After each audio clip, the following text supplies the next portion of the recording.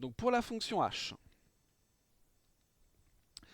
on avait la fonction qui a x associé 0 si x était négatif. Et ensuite, on avait une exponentielle de moins 10x si x était supérieur ou égal à 0, avec une certaine constante, donc 10. Et il faut que l'on sache si une variable aléatoire qui a cette densité a une espérance ou pas. Donc, je me donne une variable aléatoire x de densité h. On va s'intéresser donc à l'existence de l'espérance. Donc, je me donne x appartenant à R-, étoile même. On va s'intéresser à l'intégrale de x à 0 de t h de t en valeur absolue dt. Comme sur R-, eh bien h vaut 0. Ça, c'est l'intégrale de x à 0 de 0 dt. Ça vaut 0 et pas de problème, l'intégrale converge. Donc l'intégrale de moins l'infini à 0 de t h de t dt converge et elle vaut 0.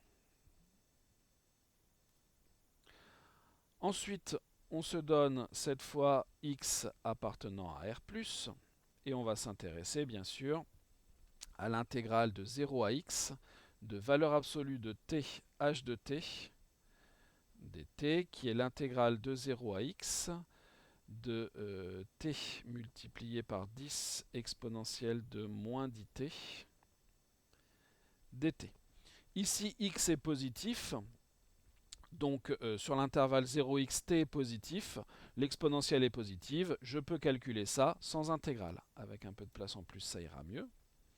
Donc ça sera égal à l'intégrale de 0 à x de 10t exponentielle de moins 10t dt. Donc d'une part, ne pas avoir les valeurs absolues, ça va nous simplifier sérieusement le calcul de l'intégrale. Et en plus de ça, eh bien, la valeur que l'on va trouver, on pourra la réutiliser dans le cadre de la valeur de l'espérance. Bon. Maintenant, il faut qu'on réussisse à calculer ce genre d'intégrale. Comment est-ce qu'on fait? Donc ici, on aura 10 fois l'intégrale de 0 à x de t exponentielle de moins 10t dt. Et on va procéder par intégration par partie. Donc bien sûr, comme toujours, le t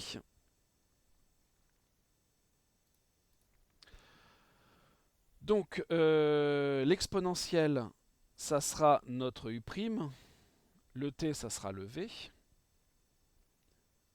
On pose donc u' de t égale exponentielle de moins 10t, ce qui nous donnera u de t égale moins 1 dixième exponentielle de moins 10t. Ensuite, v de t égale t, donc v' de t égale 1. Bien sûr, on a des fonctions qui sont de classe C infinie, donc on peut faire tout ça. Donc par partie, cette intégrale que je vais appeler i de x, j'aurais dû le mettre ici, plutôt que là, i de x, ça sera égal à 10, multiplié par le terme tout intégré, donc on aura moins 10, non pardon, c'est moins t sur 10, exponentielle de moins 10t, que l'on va évaluer entre 0 et x, moins l'intégrale de 0 à x, de u multiplié par v', donc de moins 1 dixième, multiplié par exponentielle de moins 10t, dt. Hop. Donc on aura 10 facteur de... Alors, bon, je vais détailler. En x, on aura donc moins x sur 10 exponentielle de moins 10x. Et en 0, donc moins de la formule et encore un moins ici, donc plus. En 0, bah, à cause du t ici, ça fait 0. Donc ça, c'est réglé. Moins, ici, je vais sortir le 1 dixième, donc plus 1 dixième. Il nous faut une primitive d'exponentielle de moins 10t, mais on l'a déjà, c'est moins 1 dixième d'exponentielle de moins 10t, que je vais évaluer entre 0 et x. Alors on a de la chance ici, les choses se simplifient bien. Je vais directement faire la multiplication par 10 pour simplifier ici les dixièmes. Donc on aura moins x exponentielle de moins 10x.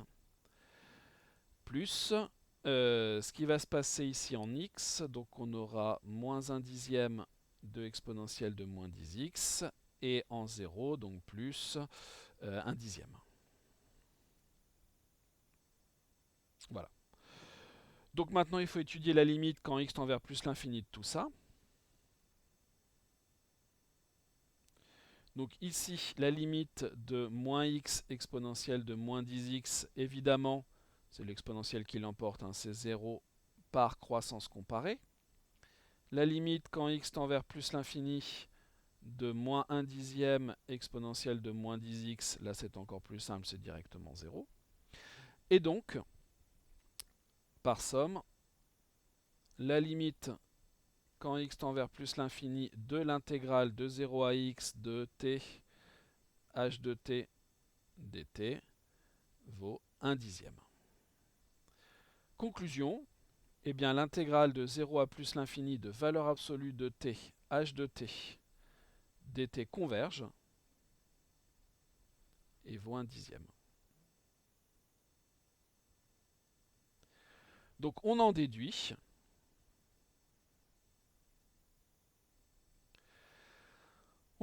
quoi? On en déduit que l'intégrale de moins l'infini à plus l'infini de t h de t dt converge, c'est ce qu'on voulait.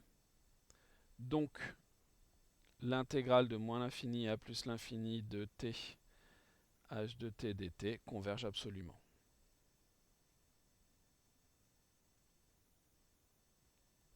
Et comme elle converge absolument, notre variable aléatoire x admet une espérance.